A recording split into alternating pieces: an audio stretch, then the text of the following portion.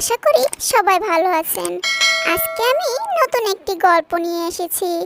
গল্পটির নাম হলো টুনির চাপাবাজি। গল্পটি যদি ভালো লাগে তাহলে একটি লাইক, কমেন্ট, শেয়ার আর সাবস্ক্রাইব করে দিবেন। জঙ্গলে অনেক পশু পাখি বাস করত। তার মধ্যে টুনি আর কাকের খুব ভালো বন্ধুত্ব ছিল। টুনি ছিল খুবই চাপাবাজ। টুনি সব সময় সব কিছুতে চাপাবাজি করত, আর কাক ছিল সহজ সরল। বন্ধু কালু, জানো আজকে কি হয়েছে? কি হয়েছে বন্ধু টুনি?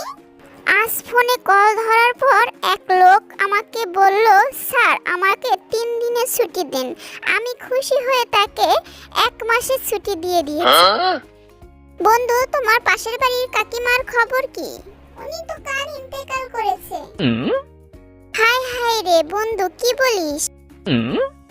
এমনিতেই অসুস্থ, তার উপরে ইন্তেকাল করেছে। বেশি দিন বাঁচবে না মনে হয় কাকিমা।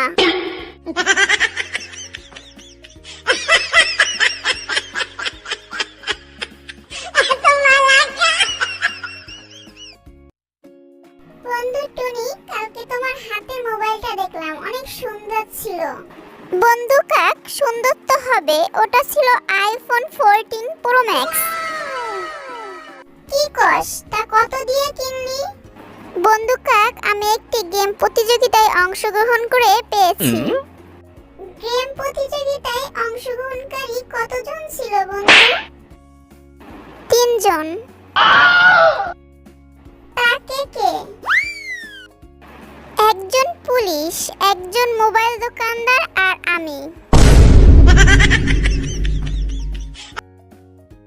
হ্যালো এভরিওয়ান, আজকের গল্পটা যদি ভালো লাগে একটি লাইক, কমেন্ট, শেয়ার আর সাবস্ক্রাইব করে দেন।